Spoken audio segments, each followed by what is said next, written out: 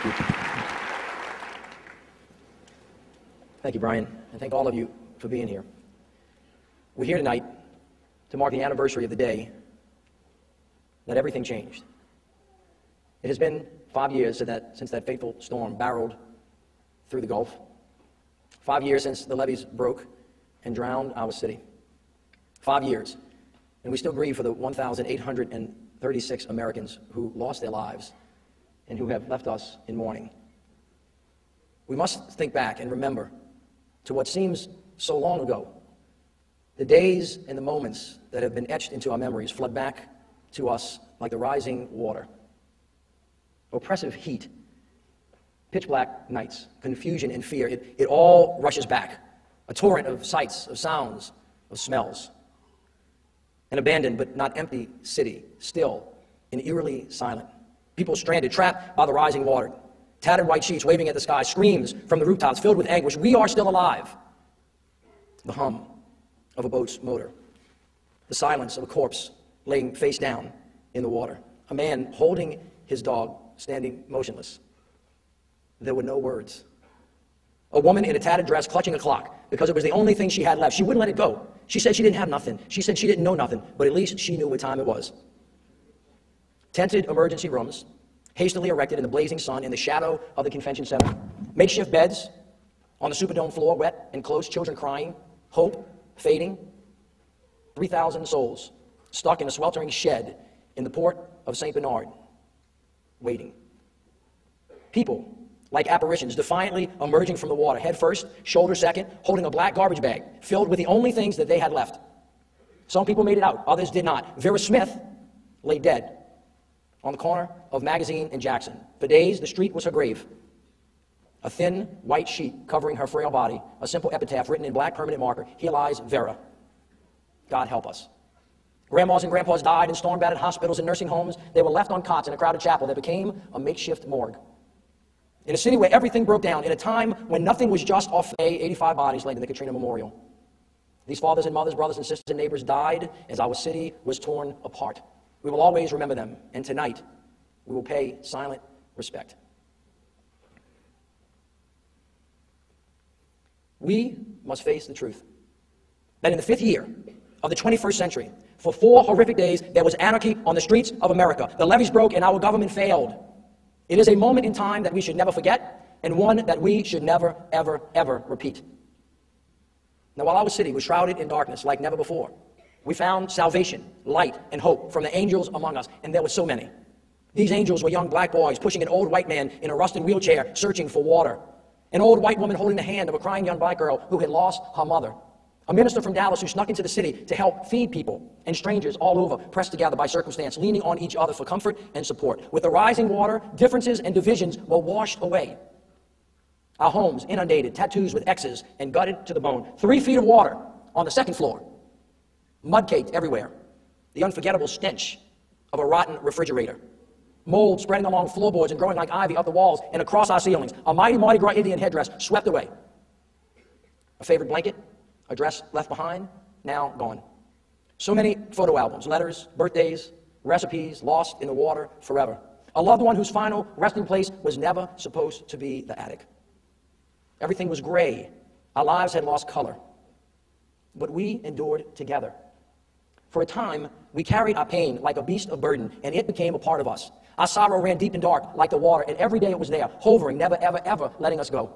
Every conversation came back to the storm. Every lonely walk made us wish our friends would come home. Every time we said goodnight, we said it to someone we had lost. But then, there was a moment.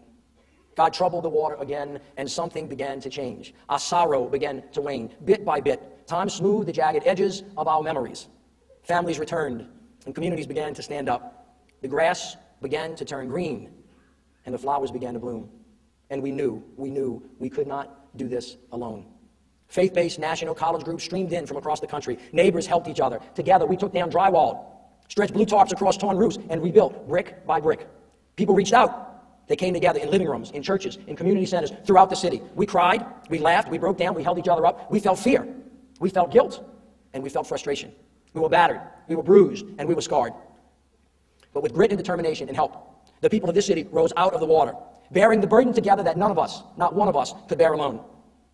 Our resiliency leads us down the path to resurrection. Through our struggle, we have found strength. Today we are forged by the fires of devastation that have tempered our resolute will and our determination. We believed that together we could come back, and we did. We made a choice. We returned to a city that hoped for God because we believed in redemption. We believed in our culture. We believed in each other, and we believed in New Orleans.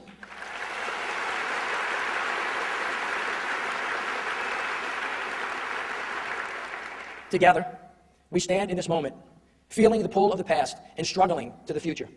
Across the city, the candles we lit tonight are for remembrance, but they are also to light the way forward. Here in New Orleans, on this sacred soil, we are called to do something remarkable. It is time to turn tragedy into triumph. We must vow to create a better New Orleans. To become the city of our dreams, we must follow a righteous path, guided by the lessons that we have learned from Katrina. Love thy neighbor. Our diversity is our strength. And never, ever, ever give up. We cannot let these lessons fade. We are not rebuilding the city that we were. We are creating the city that we want to become. To do this, we need to be better neighbors.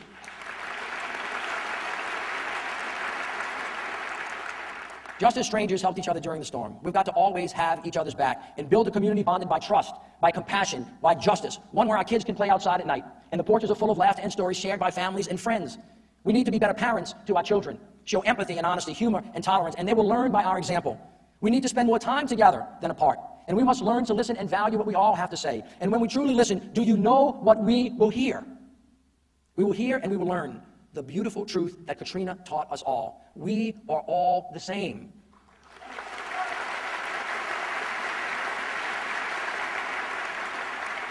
Parents in the East and on the West Bank, Tremaine, Lakeview, from St. Bernard to St. Tammany, uptown, downtown, Birdtown, back of town, have the same high hopes for their kids, and all gather around the same kitchen table. We sing the same songs, we root for the same saints, and we share the same dreams. My children are your children, and together we all must take care of each other because whether we believe it or not, our fate is intertwined. After the storm, we were forced to find higher common ground.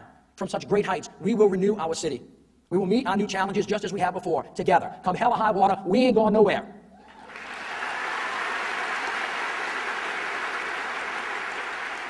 Together we learn a lesson long forgotten.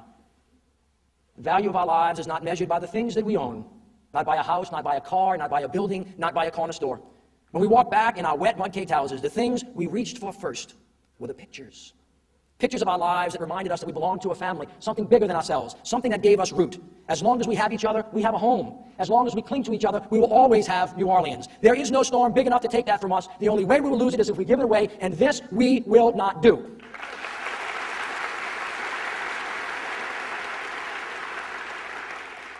Our journey will not end here. We have spent 5 long years proving that we can live again. We believe that tomorrow will always be better than today. So America, hear this. The people of New Orleans are still standing. We are unbowed and we are unbroken. Still standing because our desire to uplift and to overcome is strong. Still standing because the fabric of our collective strength is unmatched. Still standing because our spirit is undying. Still standing, empowered by our shared struggle, determined to bestow the city of our dreams onto future generations forever. 5 years, still standing, committed to strive, to seek, to find, and never, ever, ever to yield. Thank you. God bless you, and God bless the people of New Orleans. And now